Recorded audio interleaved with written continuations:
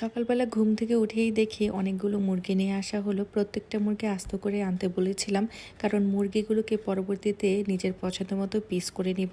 তো খালাকে দিয়ে সুন্দর করে কেটে কুটে একদম প্যাকেট করে রেখে দিচ্ছিলাম। তো এভাবে করে কিন্তু প্রতিবার মুরগিগুলোকে আমি প্যাকেট করে রেখে দিই। সবাই তাই করে, আমিও সেম করছি। যাই হোক, মুরগির মাংস খেতে আমার অতটা ভালো লাগে না। আমার বাচ্চারা মুরগির মাংস খেতে ভীষণ পছন্দ করে, তাই একবারে বেশি করে ব্রয়লার এবং সোনালী মুরগি নিয়ে আসলাম।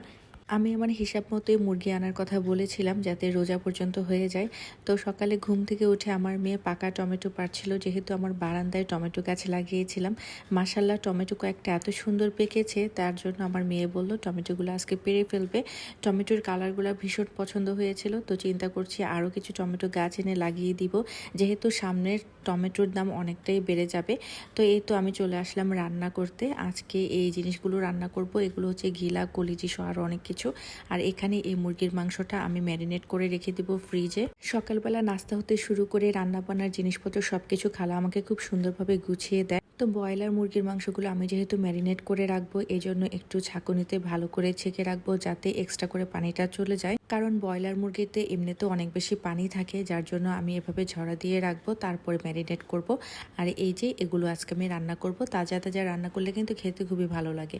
তো প্রথমে তেল দিয়ে নিচ্ছিলাম। আচ্ছা, এর ফাঁকে একটা কথা বলি, আমি যেহেতু লং ভিডিও করছি এবং আপনারা মাশাআল্লাহ অনেকেই দেখছেন এবং সাপোর্ট করছেন, যারা যারা সাপোর্ট করছেন, কমেন্ট করছেন, আপনাদের সকলকে অনেক অনেক ধন্যবাদ এবং ভালোবাসা। বেশ কয়েকদিন ধরে কয়েকটা পেজ ঘুরে ঘুরে দেখলাম, সেই পেজগুলোতে বেশ ভালোই ফলোয়ার রয়েছে, তবে লাইক কমেন্ট একটু কম। প্রথম আমি প্রচণ্ড পরিমাণে হতাশ হয়ে যেতাম যে এত কম লাইক, এত কম কমেন্ট, কিন্তু আমি ওই পেজগুলো দেখে এখন একটু সাহস পাচ্ছি। আমার থেকে অনেক বেশি ফলোয়ার হওয়া সত্ত্বেও সেখানে অনেক কম কমেন্ট এবং লাইক দেখতে পেয়েছি। আসলে যে কাজই করব না কেন, কোনো কিছুতেই হতাশ হওয়া যাবে না। প্রত্যেকটা কাজে মনোযোগ দিয়ে ধৈর্য ধরে করলে সে কাজে কিন্তু সফলতা আসে। সেটা যে শুধুমাত্র ফেসবুক বা ইউটিউবের ক্ষেত্রে, ব্যাপারটা কিন্তু সেরকম না। অনেকেই আছে ব্যবসায়ী হিসেবে অনেক সফল হয়েছে বা চাকরিজীবী হিসেবে অনেক সফলতা পেয়েছে, তবে অনেকেই যারা ছোট পর্যায়ে রয়েছে তারা ওই মানুষগুলোকে দেখলে মনে করে যে তারা কতটা সফল। আসলে এই সফলতার পেছনে কতটা কষ্ট, কতটা ডেডিকেশন তারা দিয়েছে, সেটা কিন্তু আমরা কেউই দেখি না। মূল কথা হচ্ছে জীবনে কাজ করতে হবে, এনজয় করতে হবে, জীবনকে উপভোগ করতে হবে। শুধুমাত্র খেয়ে বসে পড়ে থাকলে কিন্তু হবে না, সেই সাথে কাজটাও করতে হবে।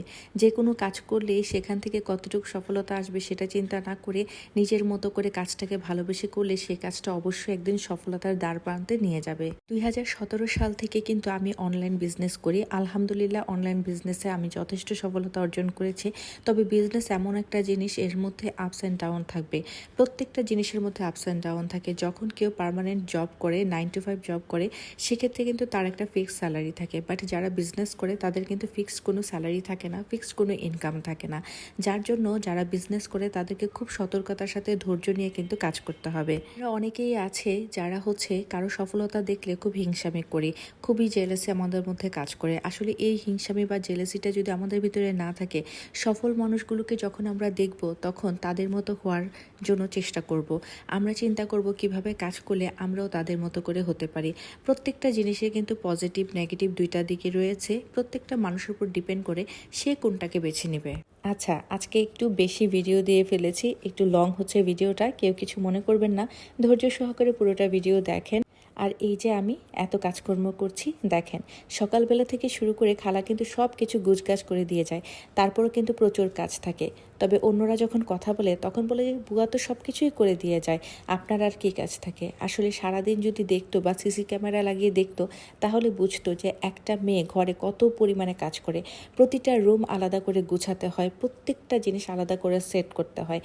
মেয়েরা বাইরে কাজ করলেও সমানভাবে কিন্তু ঘরেও কাজ করতে হয়, তাই না? যাই হোক, রান্নাটা কেমন হলো অবশ্যই কমেন্ট করে জানাবেন।